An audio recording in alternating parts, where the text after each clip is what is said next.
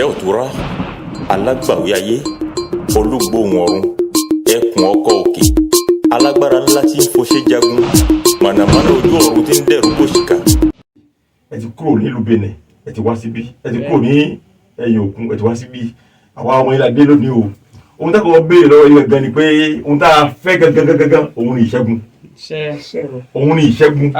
torí ìlú yìí ẹnìkan ti jẹ́ olórí ìlú yìí rí nípa ìjọ ológólóṣe tí kò ṣe é dáta àgbà lọ́wọ́ ẹ̀ ẹnìkan tó wá jẹ lẹ́yìn tiẹ̀ kò ṣe é dá àgbà lọ́wọ́ ẹ̀ lẹ́ni amẹ́tọ́hùn la gbé fún pẹ̀lú pépè.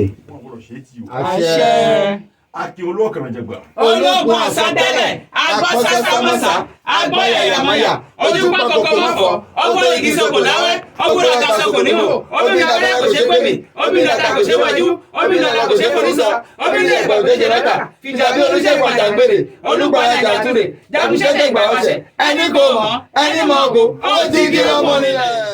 Dans le cadre de la célébration prochaine de la prise de la canne d'initiation de Sa Majesté Segbenu Ametoun Sikaolugbodi Ijini Ekun, prévue pour le mois de novembre au Togo, et en présence de Sa Majesté impériale Lawani Adeniyi Asamuyiwa Aremu, connu sous le titre d'empereur mondial de la fraternité Logbolosé, des correspondances officielles ont été envoyées au Togo sous l'égide de l'empereur, avec l'accord de Sa Majesté Olugbodi Ijini Ekun. Ce lundi 2 septembre 2025, Sa Majesté Segbenu Ametoun Sikaolugbodi Ijini Ekun, accompagné d'une délégation composée de son vice-président Ali Angan Kodjo Mawouli, dit BPP, de son secrétaire, de son épouse et de son chargé de communication, s'est rendu au ministère de l'administration territoriale, de la décentralisation et de la chefferie coutumière, plus précisément à la direction des cultes, pour remettre la lettre officielle de l'empereur mondial. À l'issue des échanges, le représentant du directeur des cultes a salué l'initiative et promis de transmettre fidèlement le contenu au directeur. La délégation s'est ensuite rendue au siège de la Fédération nationale des cultes vaudous et des traditions du Togo, FNCVTT, où elle a été reçue par le président national,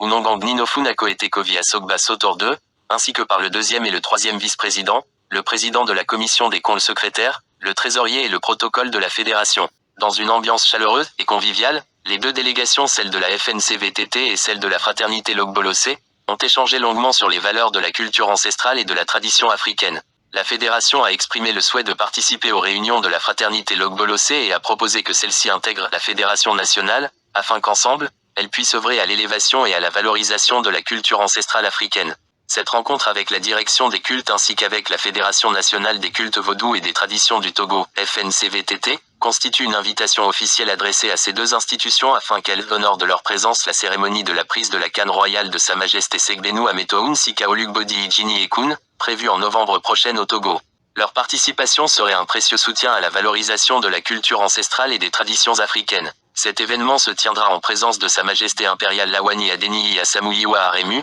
reconnu sous le titre d'empereur mondial de la fraternité Logbolosé. alágbàwí ayé olúgbòhùn àdùlé ẹ̀bùn ọkọ̀ òkè alágbàá láti fojú jagun mọ̀nàmọ́ná ọjọ́ ọ̀tún dẹ̀rù òṣìkà ọ̀daràn sọ gbogbo pípa náà tẹ̀ òfòríkà ìrìṣẹ́ parásà síṣẹ́ ìrẹ̀tẹ̀ ìrẹ̀tẹ̀ àgbà ọtí gómìnà ẹ̀fọ́ ògbóra òbẹ́ ìṣẹ́ bolóṣì olùṣègùn àjàgbèrè olúgbàlà àjàtúrè gbanibánilọ́dẹ̀ òṣòro adógbàyìngbàlẹ̀ àṣòtítọ́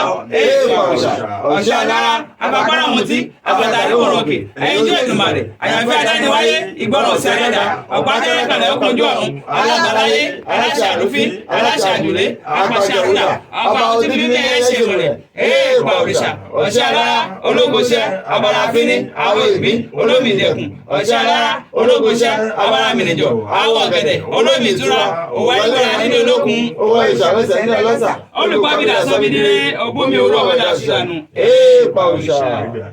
àṣẹ o. Àmì ṣẹ́gun ọ̀tá ilé.